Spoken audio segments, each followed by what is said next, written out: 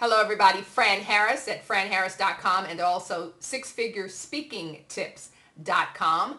You know, from speaker to speakerpreneur really is about making a paradigm shift that takes us all from thinking that we speak for a living to understanding that we are business people and marketers, and that's how you make the big money as a speaker. So this quick tutorial is really just about helping you to shift over, and even if you've gotten there, to shift even higher to a different gear so that you can see all the possibilities that are out there, not for speakers, but for speakerpreneurs. So who am I and why should you listen to me? Well, I've been making my living as a speaker since I was 7 years old. Yes, since 7 years old.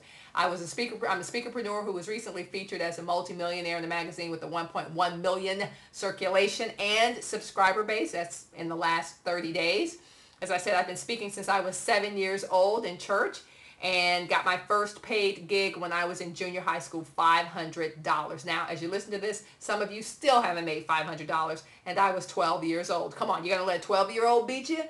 All right, something happened in college, though, that changed the way I thought about the speaking business, and this is really important. Turn your stereo down, turn your iPod off.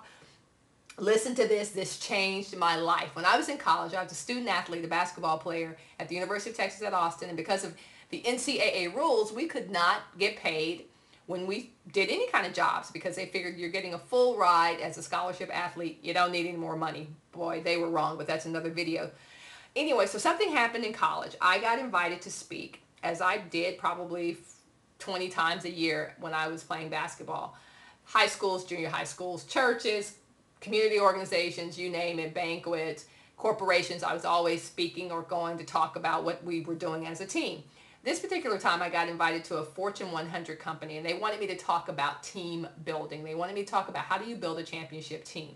So when we were done, I said to the person who brought me in, I said, I know you can't pay me. I understand that you can't pay me. But if you could pay me, how much would you have paid me today for my keynote? And he looked at me and he smiled. He said, man, this was fantastic. He said, we would have paid you $10,000 easily. He said, in fact, we've had people come in here with bigger names. We paid them $50,000 and they were not even half as good as you are. I said, what? 10 grand? I was 18 or 19 years old at the time. So I want you to let that soak in, sink in for a moment. Here they were, here this company, this corporation, Fortune 100 company, probably a Fortune 50 company, saying, we pay people on a regular basis 25, 50 grand to come in and talk to us for a few minutes, and we would have paid you at least 10 grand to do it. I said, wow, I am in the right business, but more importantly, I got to start thinking about this business in a very different way. Now, some of you listening to this can't even imagine being paid $10,000 for 50 minutes of work, right? It's probably because you're still a speaker. You're still a speaker. By the end of this video, which won't be very long, I want you to stop saying you are a speaker. From now on, you are a speakerpreneur. Got it? My philosophy is simple. Forget everything you've been taught about being a great speaker. Forget everything you've been taught about being a great speaker. And think of why you speak for a minute. I want you to think of why you do what you do, or why you want to become a speaker if you're not a speaker. Do you speak for money, or would you like to speak for money? Fame, freedom, recognition. You want to spread a message. There's nothing wrong with any of that. Just understand why you do what you do, or why you want to do what you do.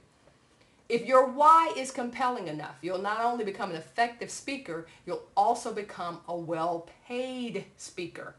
As long as you follow the prescriptions of well-paid speakers. See, there are some people out there who are taking speaking advice from people who are making $250 a year as a speaker. That's a bad idea. That's a bad business plan.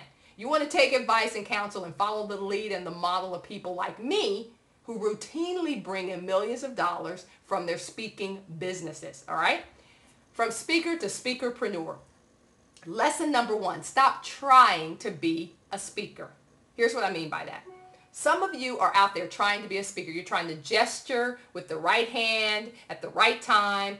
People have told you to knock on wood 3 times, stomp your feet 4 times, and then you'll be a great speaker. Stop trying to be a speaker. The best speakers, and you can vouch for this, the best speakers are those people who just pull you into their worlds and you get it. They're just being themselves. And yes, they've been taught to do certain things. I've been taught to do certain things. But when I get on stage, when I get in front of a group of 9-year-olds or 59-year-olds, I'm the same person. I may say different things, and my message may be different, but my character, my comportment, my style is the same no matter who I'm talking to. I'm not trying to be a speaker. Now, there was a time that I was trying to be a speaker, and that lasted about a week because it didn't work.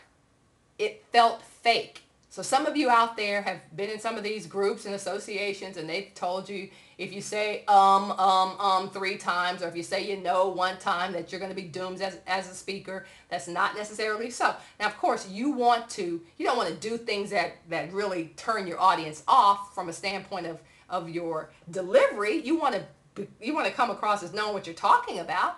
But you don't have to be extremely polished. You don't have to have the delivery of a Shakespearean actor or actress to be a great speaker. So lesson number 1, stop trying to be a speaker and just get comfortable with who you are and deliver your message. Lesson number 2, pick 1 to 3 niche areas and get laser focused on what they want.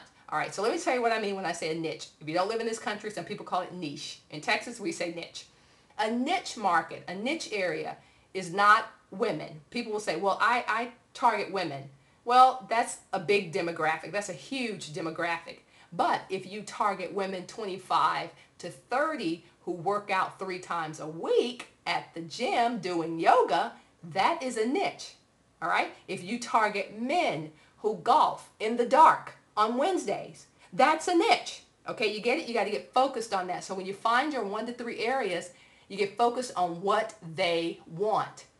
That is so important. I just gave you $1 million tip. Focus on what your niche area wants. What does your niche market want? You got to get into their heads and into their hearts and know what they want. That leads me to lesson number 3. What you're going to do then is create and smartly market, because if you create it and don't do anything with it, it doesn't matter. Create and then smartly market a line of products and services based on number 2. And what was number 2? Find out what your niche wants. Okay? This is very powerful. I know it's a short video, but it's very powerful. Create, and then you're going to market in a very smart way a line of products and services that your niche wants. Right? Because we don't buy what we need all the time. We buy what we want. You can list on probably one hand the things that we buy that we need. We need water to survive. We need food to survive. That's basically all we need. Everything else is pretty much what we want. So think about that. If you do those things, number 1, stop trying to be a speaker and just become a natural communicator on stage. Number 2, if you find a niche market and you figure out what they want. And number 3, you create a line of products that you market, a line of services that you market to that niche, and figuring out what they want, you will eventually become $1 million speakerpreneur. I have absolutely no doubt about it.